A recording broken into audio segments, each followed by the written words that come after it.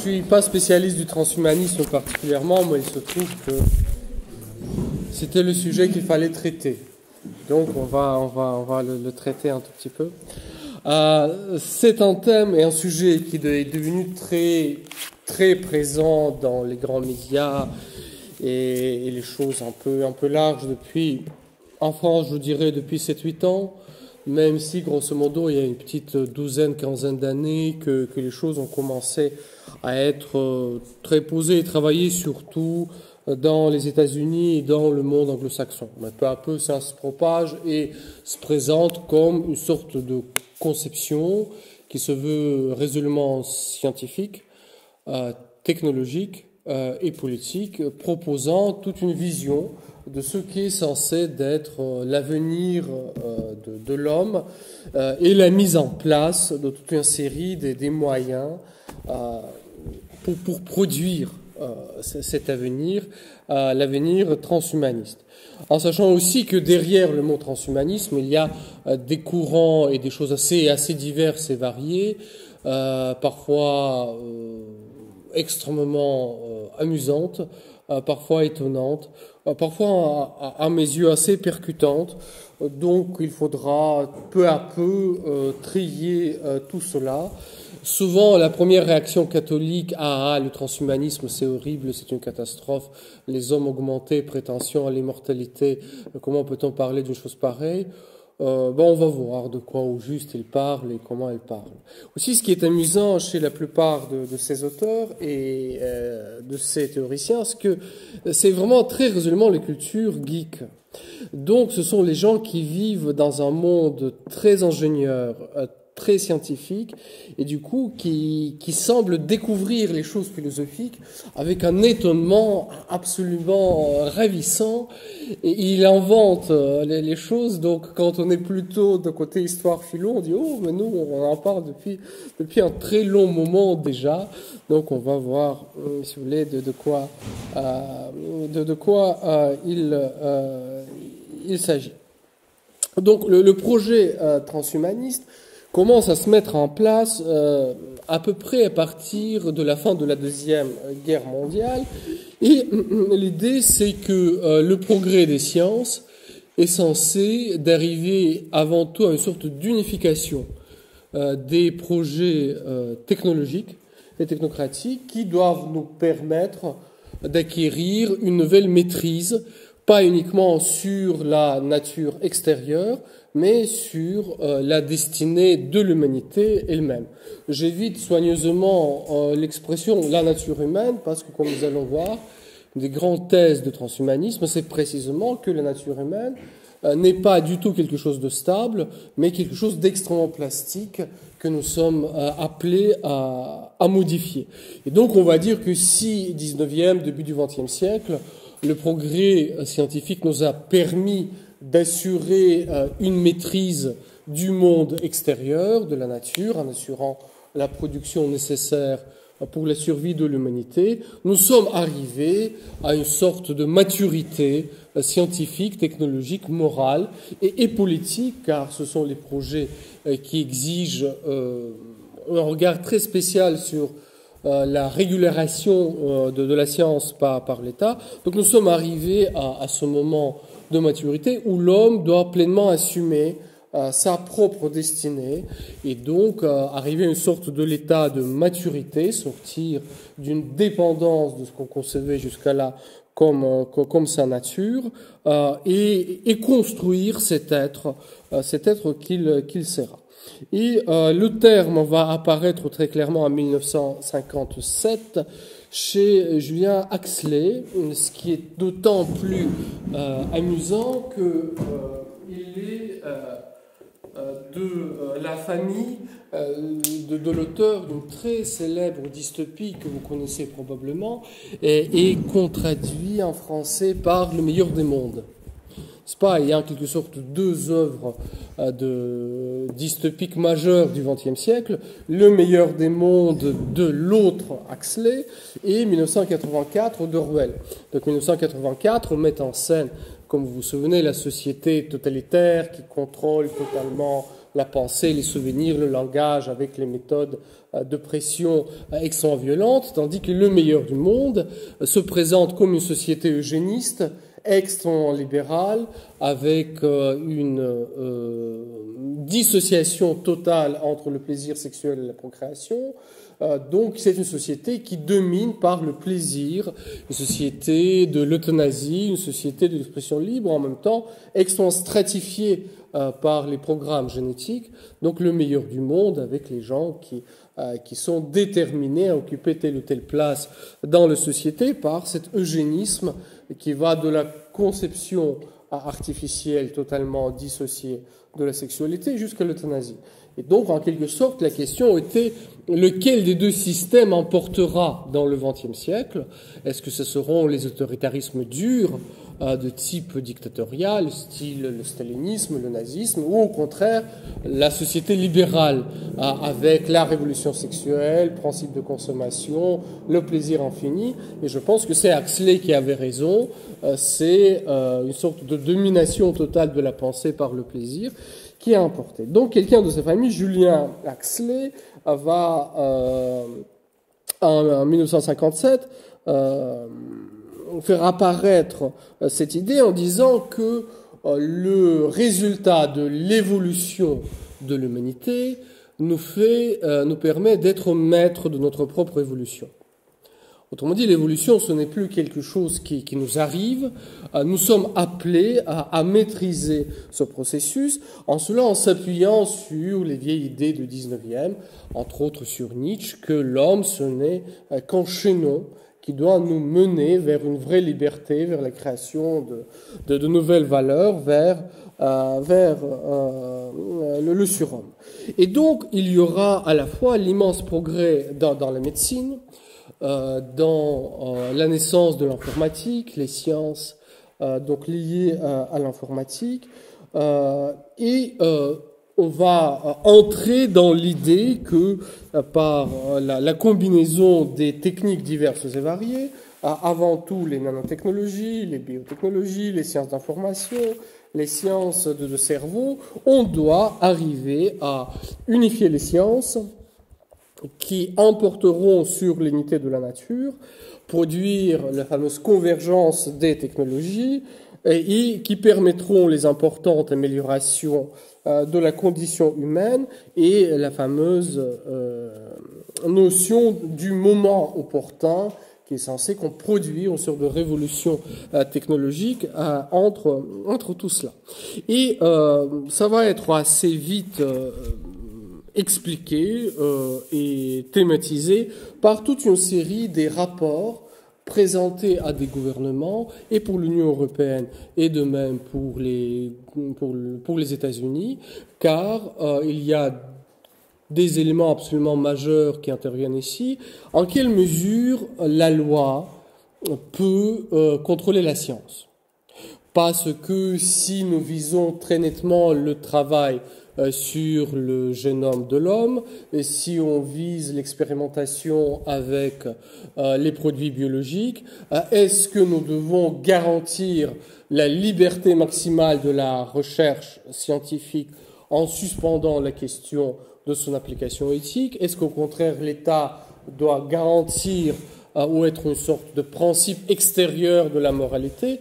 Donc voilà, en quelle mesure est-ce que l'État doit ou ne doit pas y intervenir?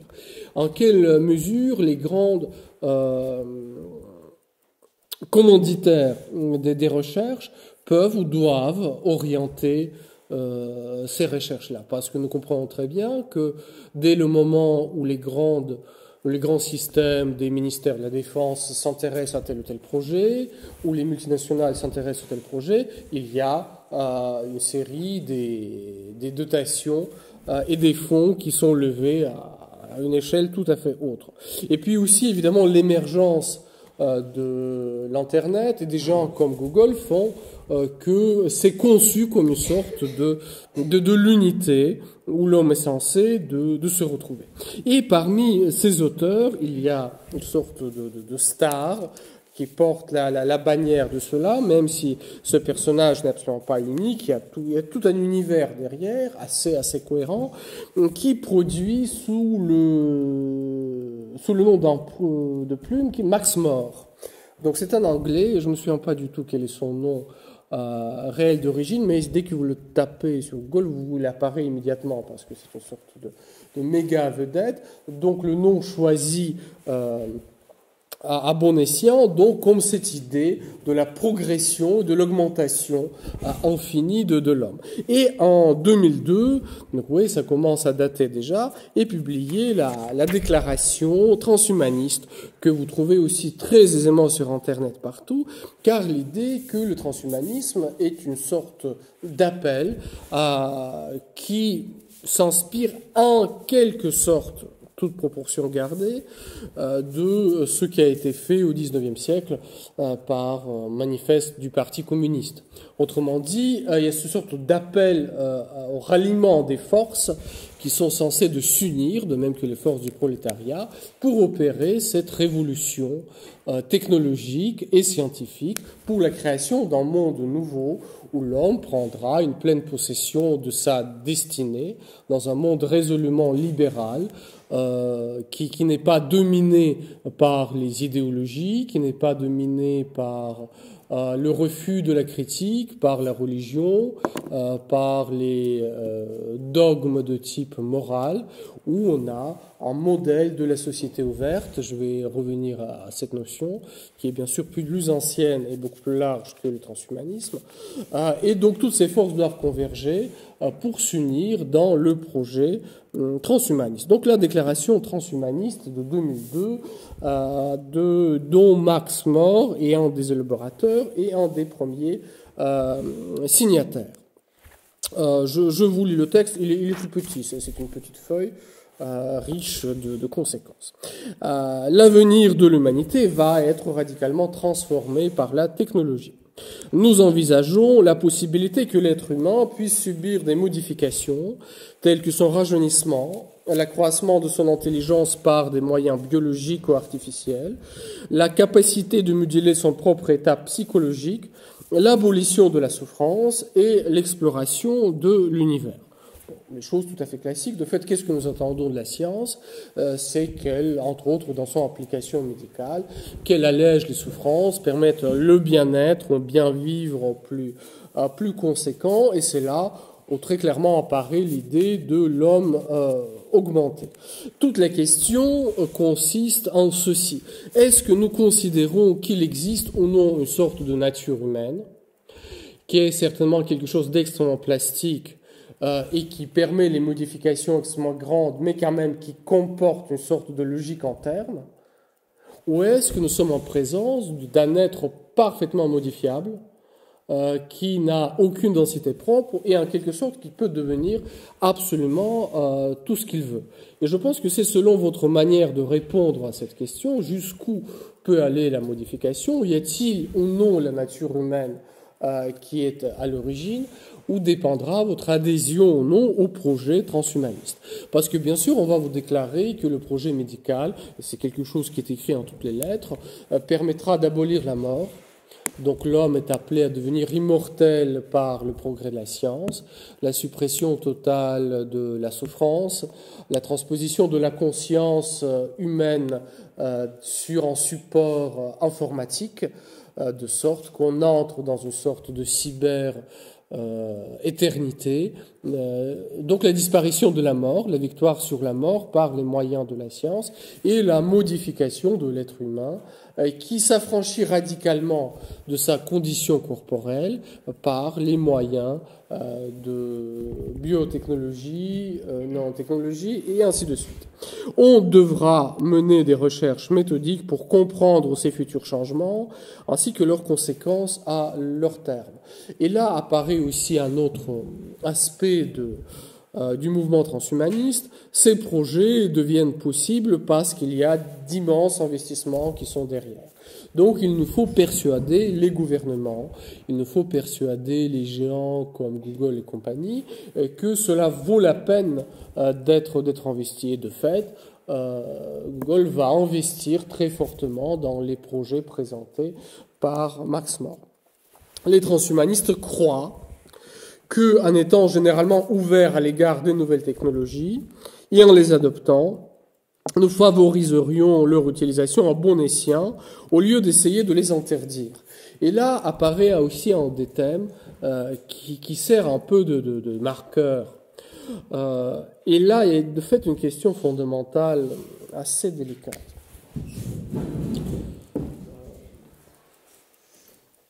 Deux noms qui ne sont pas du tout liés au transhumanisme tel quel, qui sont bien avant, bien au-delà, mais qui concourent un peu à l'idée. Donc d'un côté, le nom de Karl Popper. Karl Popper est le théoricien de la société ouverte. Donc l'idée, c'est qu'à la sortie de la Deuxième Guerre mondiale, dans la réflexion sur ce que sont les systèmes totalitaires, il va élaborer la théorie de la société ouverte. La société ouverte, c'est une société qui refuse toute prétention à l'exhaustivité des valeurs morales. Donc nous n'avons pas d'explication finie, cohérent et clos. Nous refusons le système d'explication. La société ouverte, c'est la société qui progresse par un libre débat des idées. On ne s'interdit aucune question, on ne s'interdit aucun argument, et on ne fait pas appel à des principes extérieurs, ne serait-ce que de type moral ou idéologique, de la régularisation du débat démocratique. C'est le débat démocratique tel quel qui est censé de produire les valeurs de notre vie commune. Et donc Habermas, qui va un peu à sa suite, il y a l'éthique. L'éthique doit se réduire à l'éthique procédurale. Autrement dit, on ne vous demande pas de faire appel à vos valeurs, à vos principes. Tout ce qu'on vous demande, c'est, je caricature à l'extrême, c'est en réalité beaucoup plus complexe. Ce qu'on vous demande, c'est d'observer les règles de la discussion. Donc, nous considérons que si nous posons bien les règles du débat, c'est ce débat lui-même qui produira des réponses à des questions de la société. Nous ne pouvons pas, nous ne devons pas nous interdire tel ou tel type de questionnement au nom des valeurs éthiques ou morales qui ne seraient pas impliquées dans le débat lui-même, qui ne seraient pas soumis au débat lui-même. Y a-t-il une nécessité de faire un appel à une transcendance quelconque dans la construction de la société?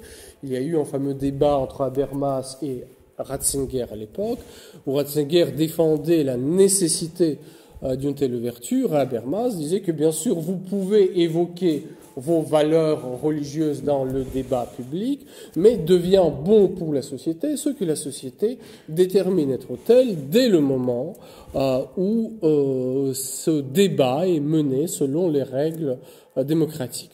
Donc, pour accéder à le bien moral, il suffit que nous élaborions les règles, peut-être extrêmement sophistiquées et complexes, du débat démocratique. Cela garantit non pas nécessairement le bien absolu, on fait le deuil du bien absolu, on avance avec ce qu'on peut. Voilà, donc ce que va dire ici le transhumanisme, il dira une chose suivante: vous ne pouvez pas interdire tel ou tel type d'expérimentation scientifique au nom des principes de morale. Autrement dit, vous devez permettre le maximum de la liberté de la recherche scientifique, et c'est une fois ce progrès réalisé que peut-être on acceptera ou non son application. Donc je reprends, les transhumanistes croient qu'en étant généralement ouverts à l'égard de nouvelles technologies et en les adoptant, nous favoriserions leur utilisation à bon escient au lieu d'essayer de les interdire. Autrement dit, nous allons créer une technologie et après nous déciderons ce que nous en ferons. Donc face à cela, vous avez tout un courant de la critique de la pensée technologique, ne serait-ce qu'un Bordelais, Jacques Ellul, qui dit que la technique elle-même impose les règles de son utilisation. La possession d'une technique quelconque vous dit déjà ce que vous allez faire avec elle. Une fois la technique est en votre possession, elle modifie votre comportement. Ça sera très difficile de posséder une technique, voire impossible, et ne pas l'utiliser. Autrement dit, si nous avons telle ou telle technique, est-ce que nous pouvons décider, une fois on l'a, de ne pas l'utiliser par des principes moraux. Dans le meilleur des cas, diront les critiques de cette vision techniciste, on va essayer de diminuer les dégâts, comme par exemple dans les cas avec les armes atomiques. On a bien compris que ça menait nulle part, mais tout ce qu'on essaie de faire, c'est de réglementer l'usage, de sorte à le rendre concrètement impossible, mais nul n'envisage la disparition des armes atomiques. Donc là, je pense que de fait, dans cette déclaration transhumaniste, cette visée qu'on pourra avoir une technologie et décider de ne pas l'utiliser, c'est quelque chose d'assez utopique. Les transhumanistes prônent le droit moral de ceux qui le désirent de se servir de la technologie pour accroître leurs capacités physiques, mentales ou reproductives et d'être davantage maîtres de leur propre vie. Nous souhaitons nous épanouir en transcendant nos limites biologiques actuelles. Ça, c'est quelque chose de très intéressant. Il y a, et c'est beaucoup plus clair dans Max More, dans ses principes extropiens qu'il publie quelques années après, on a considéré jusqu'à là la nature humaine comme une sorte de carcan qui nous limite. Au fond, le dernier esclavage qui reste, c'est cette conception de la nature. Nous l'avons abattu au plan social. L'homme est maître de son destin, il construit la société selon ses vues. Nous sommes en train de l'abolir pour les limitations liées à la sexualité, parce que le genre est résolument dissocié de votre appartenance biologique. Donc il faut faire la même chose, de sorte que votre avenir personnel ne dépende pas de l'avenir de votre corps. Donc tout ce qui permettra ce travail de la maîtrise de la corporité, voire même de la désincarnation, l'idéal bien sûr, c'est transposer la conscience sur les porteurs de type informatique qui lui garantiront l'immortalité au-delà de ce que notre corps biologique permet. Les transhumanistes prônent le droit moral de ceux qui le désirent de se servir de la technologie pour accroître leurs capacités physiques, mentales ou reproductives et d'être davantage maîtres de leur propre vie. Nous souhaitons nous épanouir en transcendant nos limites biologiques actuelles. Donc dans l'idéal, Max More et ses collègues nous disent que la mort doit être le résultat du choix libre de l'homme. Autrement dit, on ne doit pas voir mourir si on le désire, mais il ne faut pas qu'existe l'esclavage de la mortalité. La science doit nous affranchir de cet esclavage. Il y a une conférence absolument remarquable de Max More qu'il va s'adresser à des catholiques, on est vers 2009 je pense, oui 2009, sur l'idée de l'immortalité terrestre,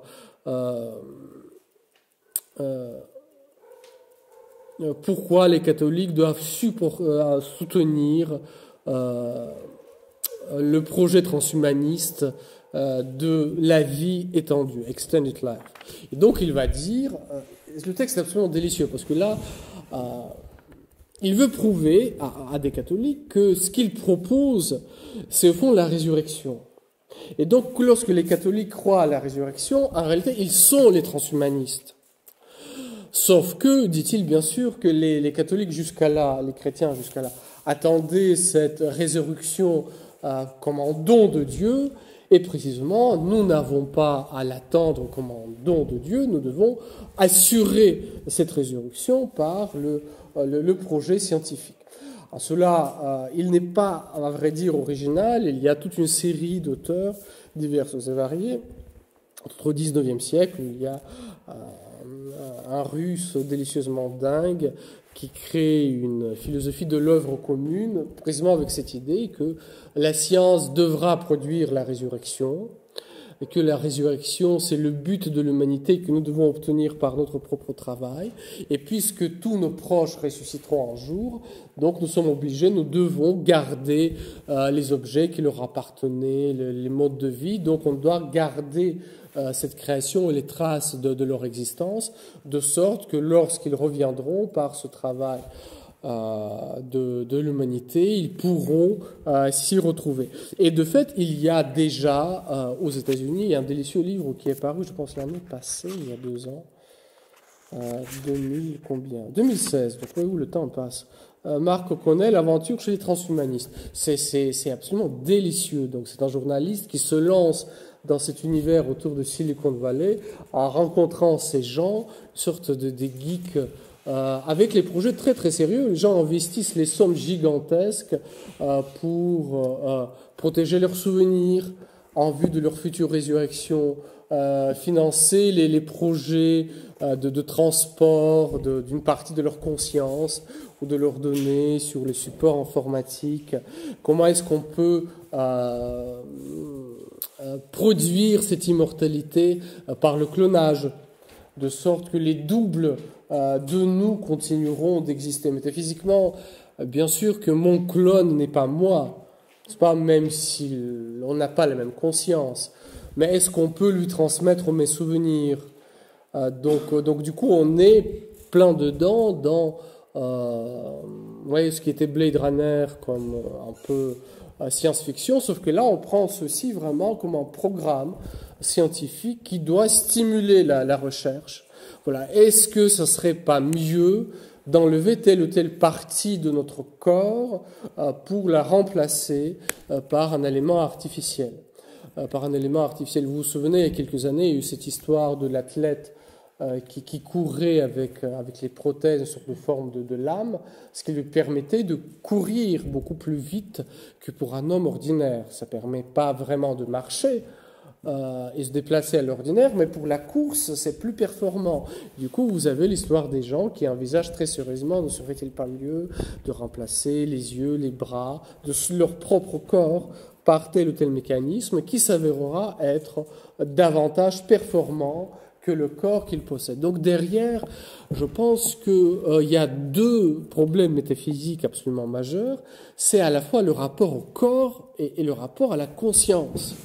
Parce que ces braves gens sont, certainement sans le savoir, des parfaits descendants de Descartes qui pensent que l'âme et le corps, ce sont 2 réalités totalement séparées et séparables, que mon corps, ce n'est pas moi, et ma conscience peut être transvasée de ce corps que je suis sur un autre support. Un peu comme on transvaserait le contenu d'une bouteille d'eau dans un autre récipient, comme si cela pouvait garder la même nature. Donc le corps nous impose un certain nombre de limites, et il ne s'agit pas ici uniquement d'alléger les souffrances.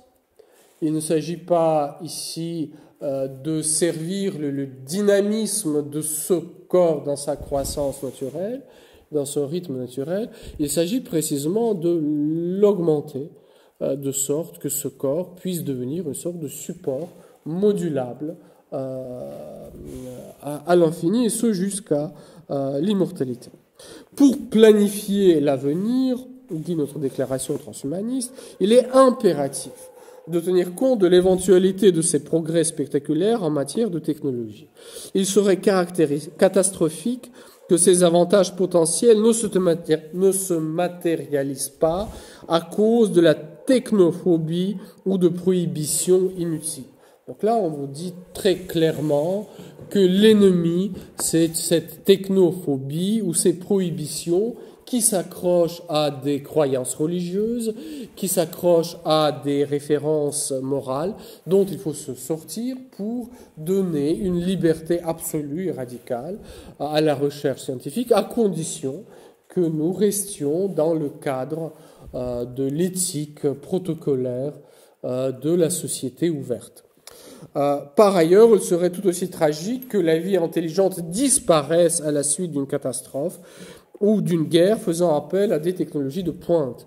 Donc il y a aussi un appel, et en cela aussi un versant écolo de transhumanisme, ce qui est aussi assez amusant parce qu'au premier regard presque contradictoire.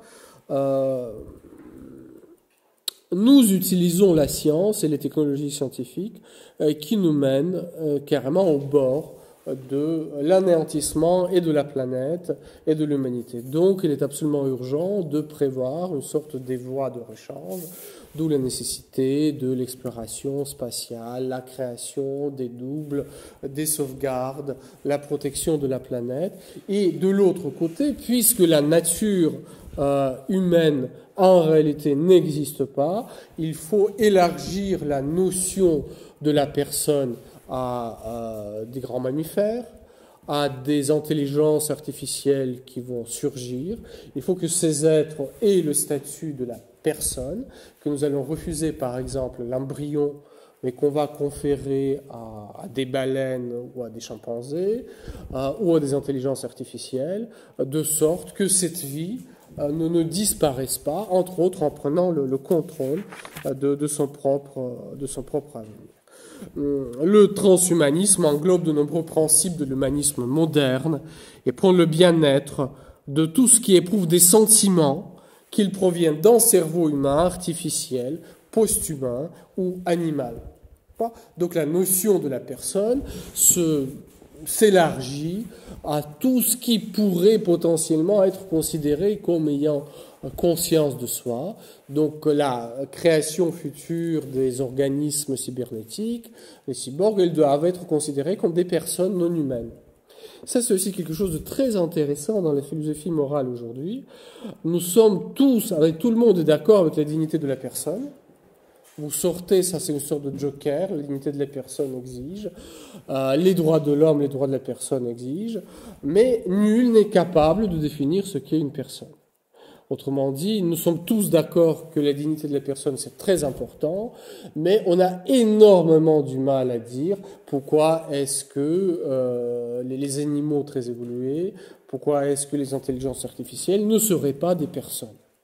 On a du mal à mettre des limites. N'est-ce pas? Regarder comment elles définissent la chose.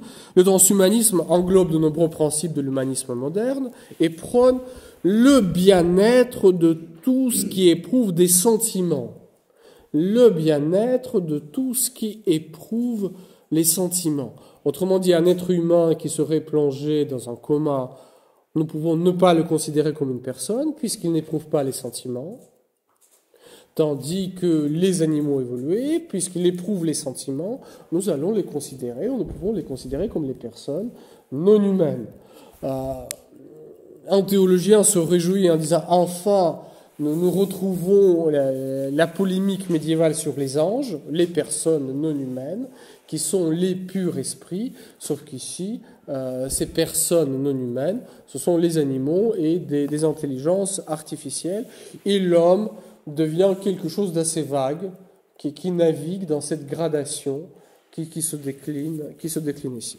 Et l'idée aussi, à mon sens, assez contestable concernant le progrès des sciences, c'est que ce moment opportun doit produire une sorte de convergence de recherche à l'horizon de 2025, de 2050, et donc on a tous les programmes qui prévoit ce qui doit être fait pour tel ou tel moment, de sorte que cela entre en synergie et produit une révolution technologique qui permettra l'affranchissement de l'homme. Donc, on est d'emblée dans l'idée que la recherche scientifique doit converger dans l'unique projet. On pourrait penser que la nature humaine, que l'homme n'est pas modifiable à l'infini, et surtout qu'il y a une certaine résistance du réel. N'est-ce pas? Vous sentez que pour obtenir le nouveau résultat, pour faire un pas en plus, il vous faut investir de plus en plus d'énergie. N'est-ce pas? Pour que la recherche progresse à la même vitesse, la sphère de cette recherche s'agrandit, ça exige des ressources de plus en plus grandes. Donc c'est pas du tout gagné que cela va converger comme par un miracle, parce que de même que la production d'un kilo de viande de bœuf exige, je ne me souviens plus combien, 500, 600 litres d'eau, de même l'existence d'un personnage de Silicon Valley exige plusieurs et plusieurs milliers des gens de tiers-monde qui assurent par leur travail dans le demi-misère la possibilité de leur existence. Donc cette progression technologique a un certain prix. Ce prix doit être fourni par quelqu'un. Qui va le fournir? Une grande question. Et si vous voulez approfondir la question, je vous propose aussi, ça se trouve sur Internet très facilement, il y a 7 pages, ça se lit aisément, donc c'est la suite proposée par Max More, principe extropien 3.0. Je vous évoque les grands thèmes et il décline ça dans quelques petits chapitres. Donc par extropie, il entend le niveau d'intelligence, d'information, d'ordre, de vitalité et de capacité de progrès d'un système. Extropiens, ce sont ceux qui cherchent à augmenter l'extropie, et extropianisme, la philosophie transhumaniste en évolution de l'extropie. Extropianisme est un transhumaniste qui suppose le progrès perpétuel. Donc on suppose que non seulement le progrès c'est quelque chose de continu, mais que le progrès va croissant. Le progrès est perpétuel, premier grand chapitre, donc d'une manière exponentielle. Le progrès est censé d'augmenter d'une manière exponentielle.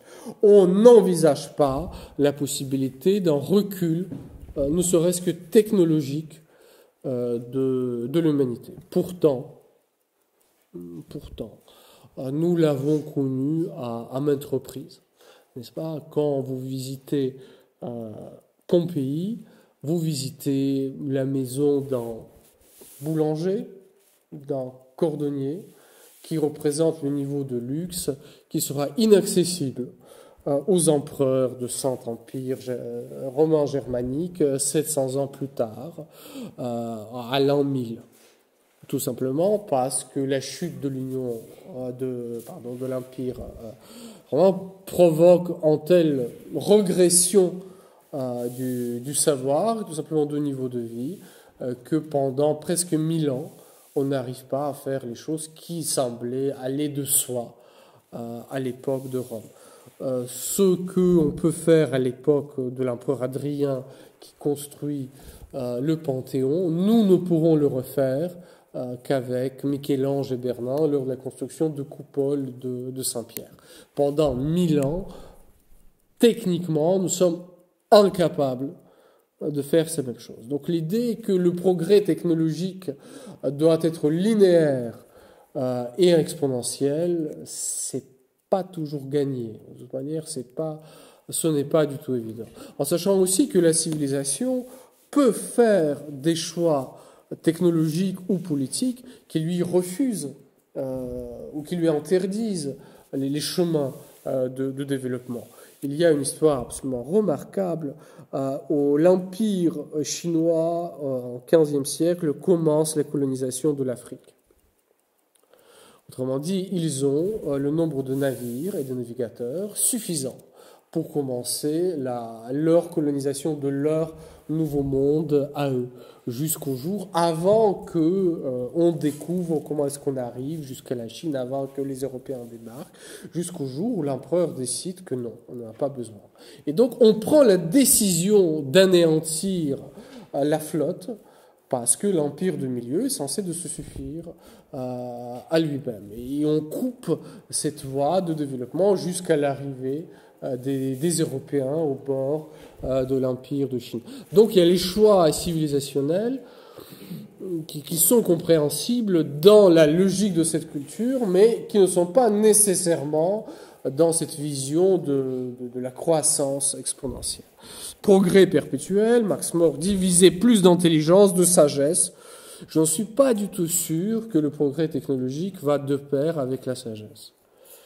Nous sentons très vite qu'il y a, par exemple, dans toute une série de mouvements écologistes, une antithèse très forte entre la technologie et le recul écologique nécessaire pour la survie de l'humanité.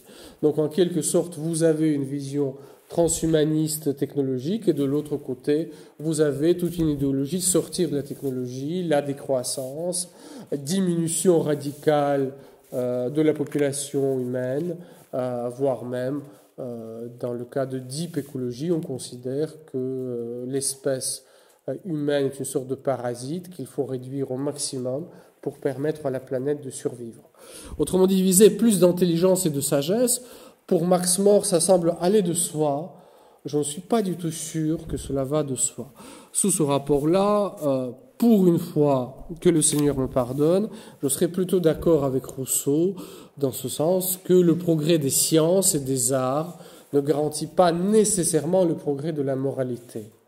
Ce n'est pas parce que technologiquement nous pouvons faire plus que nous sommes moralement plus évolués que ceux qui vivaient avec nous. Moi, je serais plutôt que c'est à peu près pareil, moralement, toujours et partout. Viser plus d'intelligence, de sagesse, d'efficacité.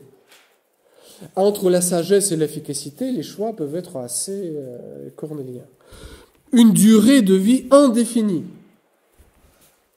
La suppression des limites politiques, culturelles, biologiques et psychologiques à la réalisation de soi. Donc nous sommes dans l'idéologie de l'individu qui existe hors d'une culture, hors de l'État, hors d'une vie politique, dans l'idéal en dehors de son corps et qui est lui-même son propre devenir, qui peut devenir absolument tout ce qu'il veut. Et pour cela, notre devoir, c'est de lui donner les moyens. Dépasser sans cesse ce qui contraint notre progrès et nos possibilités, s'étendre dans l'univers et avancer sans fin. Donc l'idée de l'auto-limitation ne semble même pas effleurer son esprit. Donc de fait, ici, l'humanité se présente comme une sorte de rhizome qui est censé de se propager dans l'univers tout entier et dans tous les domaines à la fois. Je ne suis pas sûr qu'on peut le faire partout, toujours et dans tous les domaines, parce que certains choix impliquent l'abdiction d'autres possibilités. Donc progrès perpétuel, tout un petit chapitre. Deuxième, transformation de soi. Affirmer le développement constant sur le plan moral, intellectuel et physique par la pensée critique et créative, la responsabilité personnelle et l'expérimentation. La responsabilité personnelle fait appel à une opposition entre deux principes moraux évoqués au XXe siècle, éthique de responsabilité et éthique de principe. Autrement dit, est-ce que je vais accepter de poser certains actes parce que mes principes me le dictent, ou est-ce que j'assume de transgresser mes principes? Je prends pleinement la responsabilité donc de ce qui doit advenir. La responsabilité personnelle et l'expérimentation. Rechercher l'augmentation biologique et neurologique, ainsi que le raffinement émotionnel et psychologique. J'ai bien peur que ce développement moral que Max More propose est une sorte de la création de consommateurs infinis. Quelqu'un qui consomme le plaisir de la vie d'une manière toujours de plus en plus grande et de plus en plus puissante. Est-ce que la vie bonne est une vie d'une consommation infinie, d'un plaisir infini, un raffinement émotionnel et psychologique? Je pense que lorsque vous pensez à des personnes que vous admirez dans votre entourage, aussi sur la scène publique, il y a telle ou telle figure qui vous a marqué ces dernières années, en regardant cette personne, vous vous dire, là, ça c'est une vie bonne, une vie noble, telle qu'elle mérite d'être vécue, je ne suis pas sûr que ce que vous viserez, ça serait une sorte de progression à l'infini du raffinement émotionnel et psychologique. Lorsque vous pensez à un sacrifice de sa vie que pose le colonel Beltrame, on ne peut pas dire que ce qu'il a visé, c'est le raffinement émotionnel et psychologique. Et néanmoins, devant cet acte de sacrifice de soi pour la salut des autres, vous dites ça, c'est une vie bonne, celle qui mérite d'être vécue, celle qui mérite d'être admirée et imitée.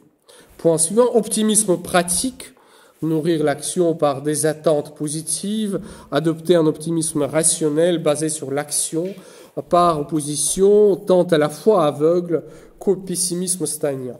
Autrement dit, il nous invite à croire que le progrès technologique constitue le bien en soi. Et au lieu d'avoir une sorte d'attitude prudente en disant « mais lorsque nous créons l'arme atomique, qu'est-ce que nous sommes en train de faire ? Ne serait-il pas mieux peut-être de ne pas le faire ?» Voilà, le scientifique est appelé à dépasser ce moment de doute lié à la foi aveugle ou au pessimisme stagnant par l'optimisme pratique. Tout progrès technologique est censé d'être en bien moral, ce dont je ne suis absolument pas sûr pour ma part. Entre autres, parce que on l'a beaucoup oublié. Bien sûr, on va nous bassiner avec le refrain que les religions sont source de la violence. Je n'ai absolument rien contre. Les religions sont source de la violence, sauf que le problème, l'athéisme aussi peut être source de la violence. Donc il ne suffit pas de supprimer les religions pour que la violence disparaisse. Et la science n'est pas éthiquement neutre, elle est aussi une source de violence. Le marxisme se présente comme une science qui dicte les lois de l'avancement de l'histoire, et du coup, la terreur instaurée au nom de l'idéologie marxiste se présente comme scientifiquement nécessaire. Et derrière l'idéologie nazie, il y a aussi une certaine vision scientifique qui nous semble être absolument délirante avec la théorie raciale, la même idée de l'expansion sans fin de la race qui a besoin de l'espace vital, ce qui va justifier la Deuxième Guerre mondiale. Nous y voyons une idéologie, mais à l'époque, c'était présenté comme une science, et on va prouver scientifiquement, entre guillemets, la supériorité d'une race sur l'autre. Si vous avez eu l'occasion de regarder le délicieux film La vie est belle avec Robert Benigni, vous vous souvenez peut-être de cette scène où il est dans une école maternelle en train d'expliquer pourquoi nostra race est la race supérieure. Donc il montre pourquoi eux, les Italiens, sont la meilleure race du monde, ce qui est assez drôle, présenté par lui, qui est juif dans le film. Voilà, donc j'en suis pas du tout sûr que la technologie qui refuse une référence éthique extérieure à elle-même ne produira pas la violence ou l'exclusion d'un tel ou tel type d'être. Ne serait-ce que puisque nous allons nier ici le statut de la personne à l'embryon humain, à quelqu'un en état de coma et ainsi de suite, voire même à quelqu'un qui considère qu'il ne peut plus éprouver de plaisir de vivre, ou que la somme des souffrances dans sa vie dépasse la somme des douleurs. Parce que c'est exactement la même idéologie qui va présider à des lois sur l'euthanasie en Belgique, où à l'âge où vous ne pouvez pas encore acheter l'alcool, vous pouvez déjà demander d'être euthanasié. Ce qui est quand même absolument prodigieux. Optimisme pratique. Technologie intelligente. Appliquer la science et la technologie de façon créative pour transcender les limites naturelles. Naturelles entre guillemets, parce que bien sûr la nature humaine n'existe pas, elle n'est que le devenir et l'expansion, qui nous impose notre héritage biologique, notre culture et notre environnement. Donc tout ce qui dans notre culture semble de type limitatif doit être dépassé. Société ouverte, donc bien sûr toute l'idéologie. Là c'est la version idéologique de ce que dépendait Karl Popper. Une société ouverte, soutenir des organisations sociales qui favorisent la liberté d'expression, la liberté d'action, d'expérimentation, s'opposer au contrôle social autoritaire, préférer l'autorité de la loi et la décentralisation du pouvoir. préférer la négociation au conflit, l'échange à la contrainte, se choisir l'ouverture à l'amélioration plutôt qu'une utopie statique. Bon, bien sûr, il y a très nettement le parti du bien et du progrès contre les forces de la réaction. Auto-orientation, rechercher la pensée indépendante, liberté individuelle, l'estime de soi et respect des autres. Et enfin, le dernier chapitre que vous découvrirez si vous lisez ce petit texte, pensée rationnelle, préférer la raison à la foi aveugle, parce qu'il y a bien sûr la foi qui n'est pas aveugle, c'est la croyance dans l'avancement de la technologie. Ça, c'est la foi qui n'est pas aveugle, elle est scientifique. Donc, il faut préférer la raison à la foi aveugle, comme la nôtre, la mienne, la vôtre. Le questionnement au dogme, rester ouvert aux remises en question de nos croyances, de nos pratiques, à la recherche d'une amélioration perpétuelle. Accueillir la critique de nos croyances existantes, être ouvert à des idées nouvelles. Et, entre autres, parmi les substrats qui sont censés, ces substrats religieux qui sont censés de porter ce projet transhumaniste, il y a une sorte du bouddhisme à l'occidental qui a très peu de choses à voir avec le bouddhisme classique, ou les formes du néopaganisme liées à la défense de Gaïa, donc de la terre-mère contre l'exploitation par les hommes. Donc le projet transhumaniste, à mes yeux, n'est pas particulièrement neuf.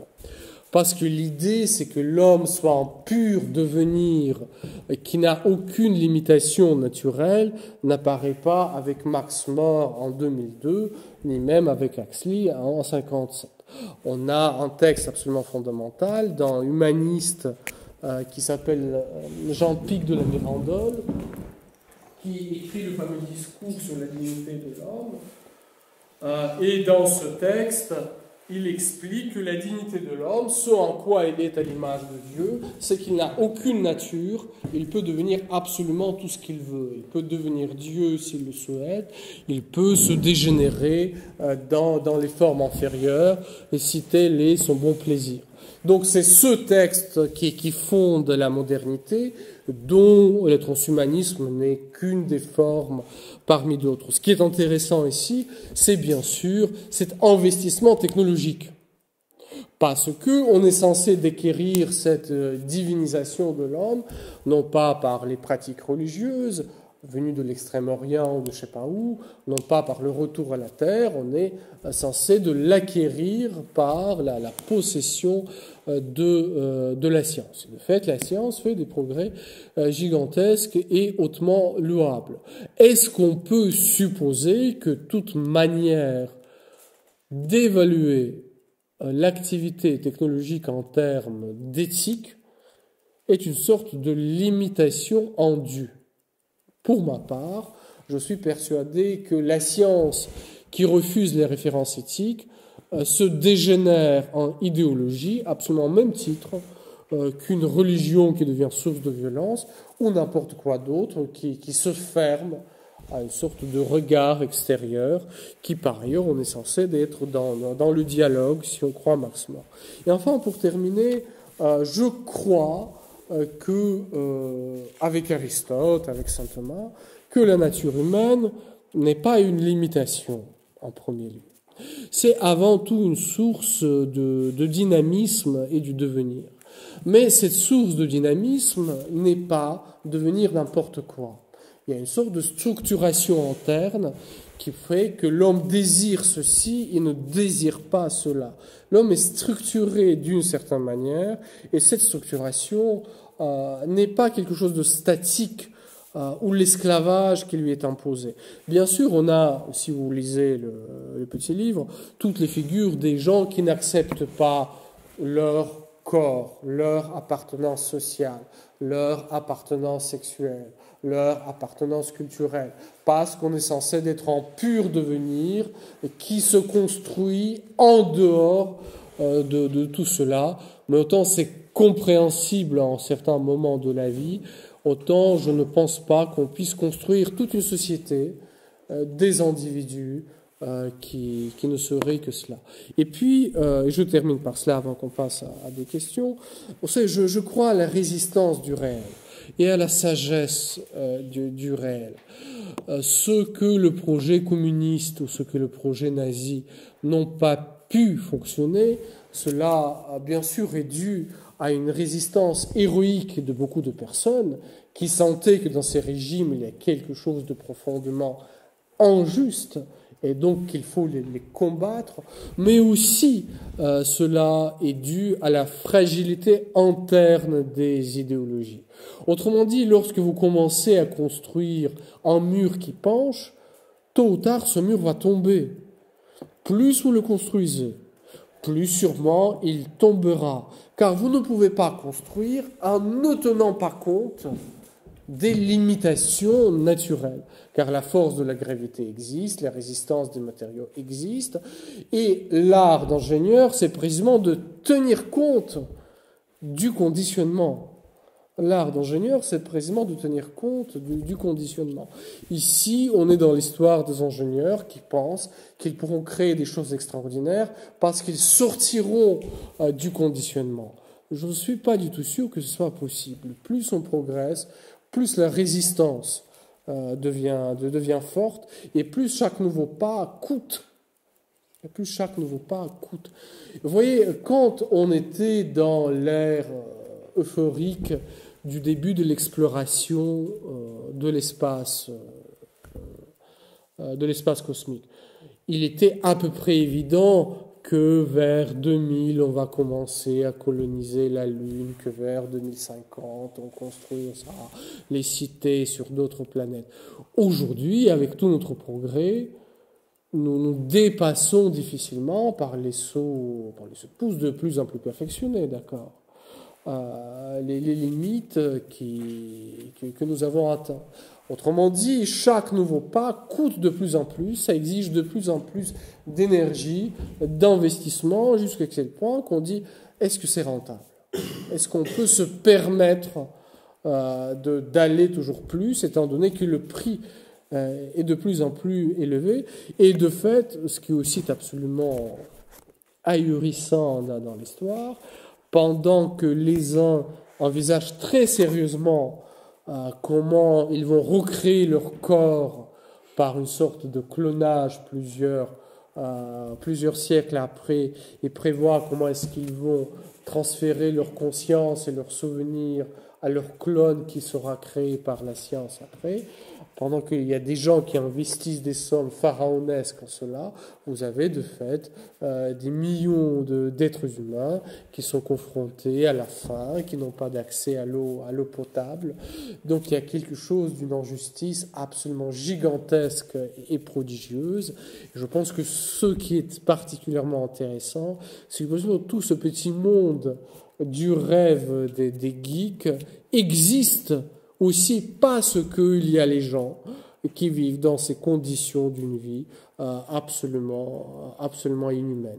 Et je pense que cette injustice-là, tôt ou tard, va exploser, et quand elle explosera, on pourra dire, voilà, il y a une certaine justice dans cette réaction-là.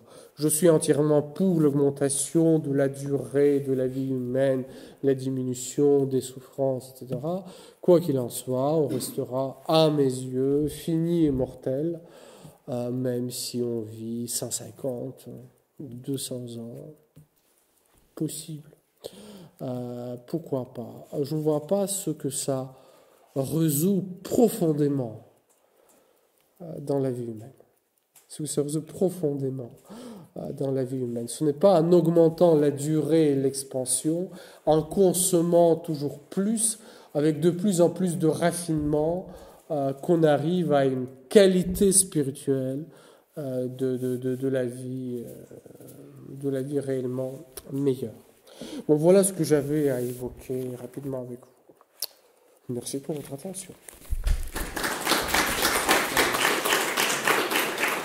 Vous avez, si le sujet vous intéresse, les travaux en français. Il y a, est-ce qu'il s'appelle Étienne ou pas Étienne? Brochier. Gramsci qui s'intéresse à des questions transhumanistes et qui a publié toute une série de livres assez intelligents parce qu'il n'est pas dans l'idéologie pour, il n'est pas dans l'idéologie contre, il n'est pas dans oui, c'est le salut qui enfin sera réalisé par la science, il n'est pas dans c'est une inspiration démoniaque qu'il faut combattre et l'homme augmenté est un instrument de Lucifer. Je pense qu'entre les deux, entre le salut par la technologie ou la démonisation de la technologie, il y a le réel. Et le réel, c'est une chose bonne et admirable. Voilà, donc M. Brochier, qui est totalement recommandable. Ça, c'est amusant, parce que il y a beaucoup de rencontres, beaucoup de sketchs, beaucoup des situations absolument extraordinaires. Entre autres, il y a une sorte des religions aussi qui surgissent là-dedans. C'est tout à fait admirable. Donc, voilà. Allez, à vous. Vous avez parlé de cette justice qui peut venir du réel. Mais en fait, le danger du réel, est-ce que c'est pas qui peut servir d'abord les intérêts personnels? Qu'est-ce que vous entendez par là? Le réel, quelque chose avance, entre guillemets, il faut que les personnes aient un intérêt. Mais bien sûr, bien sûr. Et du coup, est-ce que du coup, j'arrive pas trop à percevoir la justice que... Regardez, prenons l'exemple très simple. Vous voyez ce que c'est que l'acharnement thérapeutique?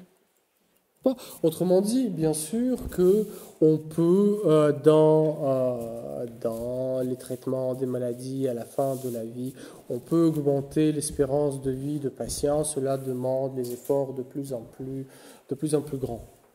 Il y a les pays qui peuvent se le permettre, les pays qui ne peuvent pas se le permettre. En cela, le seuil de l'acharnement thérapeutique est extrêmement varié selon les civilisations, l'état du pays, etc. Mais au moment donné, il est tout à fait légitime et normal de faire le choix en disant que techniquement, je peux augmenter l'espérance de ma vie, mais je juge que c'est disproportionné par rapport à l'effet obtenu. Tout simplement parce que les finitudes s'imposent d'une certaine manière. Le réel résiste à ce qu'on le dépasse sans cesse. On peut espérer que le niveau des soins augmente, que la médecine progresse. Néanmoins, cette question fondamentalement demeurera toujours. On dit voilà quels sont les moyens dont nous disposons, voilà ce qu'on peut faire, où est-ce qu'on peut les investir. Car ces braves gens agissent comme si les ressources étaient infinies. Ces braves gens agissent comme si les ressources étaient infinies, ce qui n'est pas du tout le cas. Le temps est fini, les ressources sont finies. On n'est pas du tout dans une sorte de progression facile. Bien sûr que l'inventivité de l'homme découvrira d'autres types d'énergie, d'autres types de ressources. C'est vrai, j'espère de tout mon cœur que cela viendra. Je ne suis pas du tout dans la logique diminuons la population de l'humanité, gardons 1,5 milliard et ça ira très bien, parce que je suis persuadé que la première richesse, c'est l'homme lui-même, avec ses capacités, mais néanmoins, nous sommes toujours en train de faire des choix. Où est-ce que nous orientons notre énergie, notre potentiel, etc. Et en cela, le réel nous impose son existence. Et bien sûr, nous visons les priorités qui sont résolument personnelles. Et j'aimerais bien que ces priorités soient vraiment personnelles et pas uniquement individuelles. Parce que qui dit personnel dit aussi la relation aux autres, dit une certaine vision de la société, dit une responsabilité vis-à-vis des générations à venir, de la culture qui précède. Qui dit personne dit aussi tout ce réseau de relations et pas un individu qui vient de nulle part, qui vit dans les aéroports internationaux, qui parle une sorte de langue à moitié artificielle, qui est censée être l'anglais, et qui, au fond, son mental vit dans le monde virtuel. Parce qu'à force d'être geek de fait, on peut se confondre, reprendre le personnage de jeu vidéo pour le prolongement de son corps. Mais je pense que sur notre lit de mort, ça ne marchera pas. Si j'ai bien compris, ce que vous définissez comme transhumaniste, c'est ce qui augmente les capacités normales d'un individu. Mais l'espace qu'on va vous répondre, c'est ce que tu devrais faire avec la médecine, l'opération de cataracte, la mise en place d'un pacemaker, c'est déjà introduire de la technologie dans un environnement. C'est de l'intervention. Mais si ça vient par exemple d'une dégénération significative, c'est pas de l'intervention, parce que la personne est permis par rapport à ça. Et dans ce cas, ça veut dire qu'on établit des standards communs à l'homme, ce qui est considéré comme normal, ce qui est considéré comme anormal, augmenté. Et dans ce cas, c'est quand même dangereux d'établir des standards, voire infaisables. Oui, bien sûr, je suis d'accord avec vous, mais comme je disais, j'ai évoqué très rapidement au début, et de fait, ça mérite une longue réflexion, et la frontière n'est pas toujours très, très facile à trouver. N'est-ce pas, n'est-ce pas, privation n'est pas uniquement un manque. Privation n'est pas uniquement un manque. Privation, c'est l'absence d'un bien dû.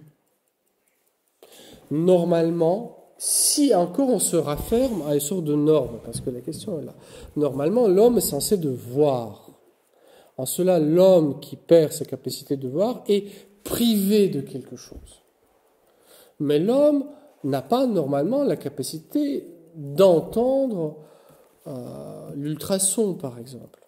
En cela, je ne suis pas privé de la capacité d'entendre l'ultrason, je ne l'ai pas. C'est pas du tout pareil. Pour commencer, n'est-ce pas? Donc, est-ce que nous réparons quelque chose de l'ordre de privation, ou est-ce que nous augmentons à l'infini? Puis, pour ma part, je suis prêt d'aller beaucoup plus loin. À savoir que même si on arrivait à modifier l'ouïe de l'homme de telle sorte qu'il puisse entendre l'infrason, par exemple, je ne verrais pas, moi, aucune violence à la nature humaine, ne serait-ce que parce que je l'augmente par les instruments. N'est-ce pas? Le microscope augmente ma capacité de vision de telle sorte que... Mais encore une fois, derrière cela, il y a un sujet qui est un sujet humain, qui a un certain nombre d'intérêts, des priorités, des valeurs. Et c'est là où on entre dans la question, qu'est-ce qu'on définit comme normal ou pas normal? Et le projet transhumaniste, si poussé jusqu'à ses conséquences, on dit la nature n'existe pas et la norme n'existe pas. Nous sommes dans la variabilité infinie, sauf que jusqu'à là, cette variabilité était gérée par l'évolution qui nous était extérieure. Maintenant, c'est nous qui devons maîtriser, voire orienter cette évolution. Et là, je pense que nous sommes amenés à regarder vraiment cas par cas. Une chose que les manipulations génétiques qui permettent de combattre les maladies génétiques, d'accord. La création d'un génome chimère entre l'homme et l'animal, est-ce que c'est la même chose? Oui, mais nous créons ce génome chimère pour combattre les maladies. Et là, nous entrons dans le domaine éthique. Et c'est là où ma position, en quelque sorte, s'oppose résolument à celle de la position du transhumanisme. J'ai rien contre la question j'ai rien contre le fait qu'on se pose la question, faut-il créer les génomes chimères? Je suis contre la réponse, l'éthique n'a rien à faire ici.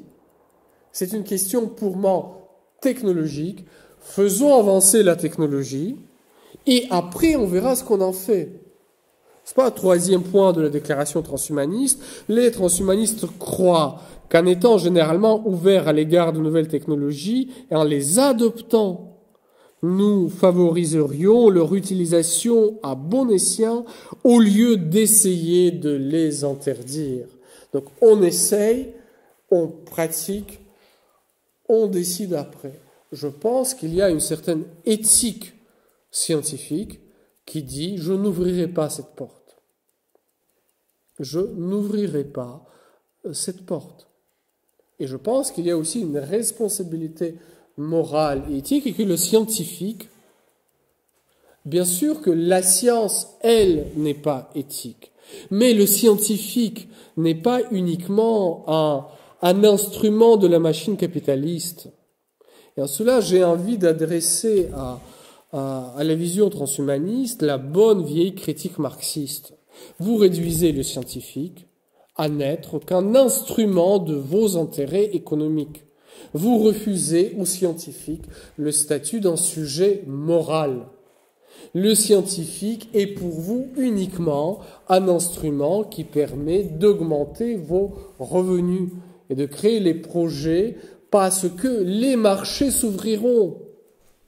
Et il ne faut pas que la Chine possède ces marchés avant nous. Pourquoi allons-nous interdire telle ou telle pratique tandis que la Chine le fait?